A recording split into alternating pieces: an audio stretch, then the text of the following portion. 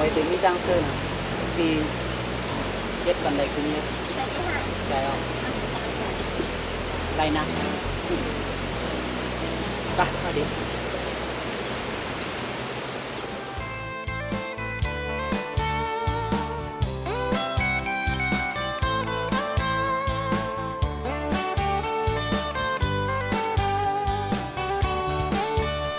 ปันสายคนก็มาหวันแดดถึงน้องแลส่องสู่มุมมองสมเสอสายเข้าทำตัวดอยสูอันเป็นเสาเหินดูก่อนขึ้นหมองลาดปันอินหนึ่ง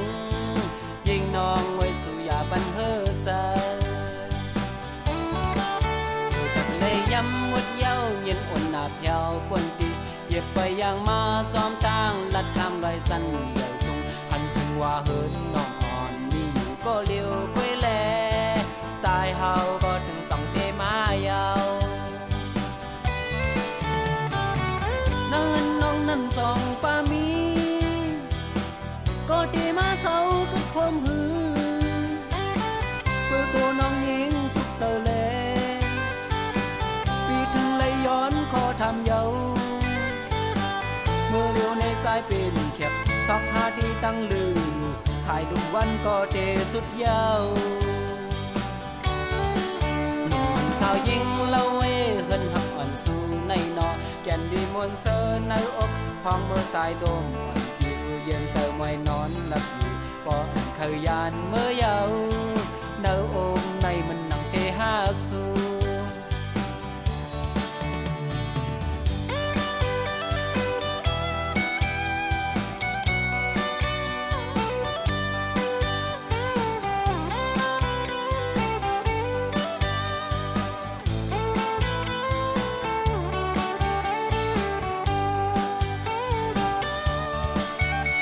ปันสายคนก็มาหวันแดดถึงน้องแลส่องสู่มุมมองสมเสอสายเข้าทำตัวดอยสูอันเป็นเสาเหินดูก่อนขึ้นหมองลาดปันอินหนึ่ง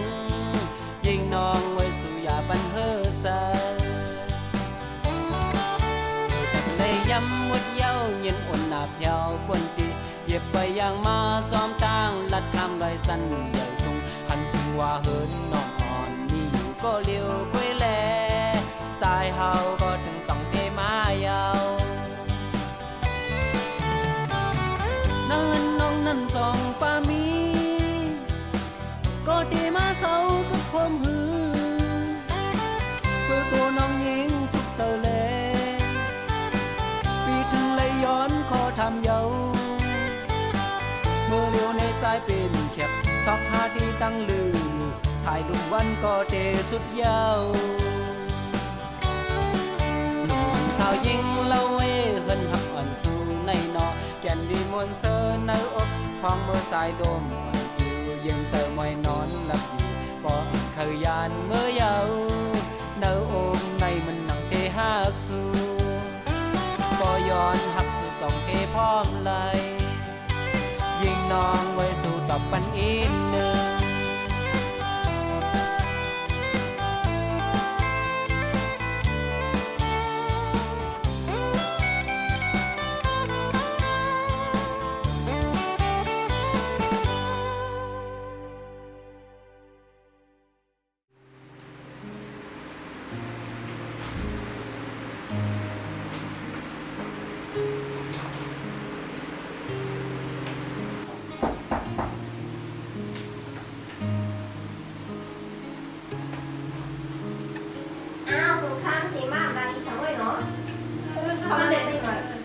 ก็นั่งกันได้นะ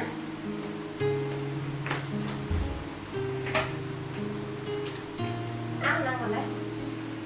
มาก็เหลียวไว้ห่ามาก็เหลียวไว้ใจโย่มากก็เหลียวกี่เดือนใส่เขาไปไม่ต้องไกลหรอกมันทำดีกว่าต้นเท่ากูตีกูตั้งเจ้าหน้าสนั่นเก่าแล้วพวกเขาไม่ยิ่งเขาดิจันลำนะซูรุถ้าด้วยสายตาซูต้องปิดไส้ไว้ในกล่องไว้ถามว่าเขาก็ใจสั่นเหมือนกันอ่ะนั่นน่ะเขาวายอ่ะเป็นน้ำแดงไม่อายใจเราใจเสียเลยไม่ก็เขาเป็นผู้ลองซื้อปืนกินกับมืออีกมันนะสุดเด่นเนาะสุดดีขึ้นดีตาดีขึ้นเลยเข้าไปวัน น้องเบิ้งแม่กองนี่น้องไปน่ะชื่อของพ่อชื่อกองผูนะลูกพี่น้องเบิ้งในเหตุการณ์เหตุสวนเหตุนาก็หลังที่หรือว่า ก็ไม่ให้การกลัวนั่นนะเขาคงอยู่ไว้นะ พี่น้องเบิ้งในนะเหตุการณ์เหตุนะลุงเขาลุงเขาในคนทั้งห้องว่าเพิ่งเมาเจ็บกินเหล้าทุกวัน เหมือนค่ะ ลุงเขาในก็กินเหล้าเมายาวตั้งพี่น้องเบิ้งเสเขาแมนกันและข่าวว่าเขาผิดกันพี่น้องเบิ้งก็เลยลงมานั่งเวงเสมาหาเหตุการณ์นั่งเวงน้องก็เอาเมื่อผักไว้ปีใหม่เขามีดูเดียวเนาะจะตามเขา แค่2-3 วันเขาปฏิมาเท่าหรือสิมาเรียนแล้ว เขาก็ให้มือเหมือนกันนะไม่กว่าการเท่านั้นนะเด็บตั้นนะ พี่น้องเมื่อไงสนใจเมนี่ด้วยนะ ใจที่ห้า กูวันแองถูกเรื่องเหตุการณ์ด้วย กินแล้วเขาเลยเอาคาของตัวเรื่องแน่ แซ่เขาลานร้องเพลงเรียกที่สุดและเป็นสูตรตั้งเขา ไผ่สั่งเลยใจนำมันจูดนั่นหรอ ชื่อว่าอะไร อ้าวมันดีนี้ไผ่ล่ะเราสิเดือนใส แต่อ่ะ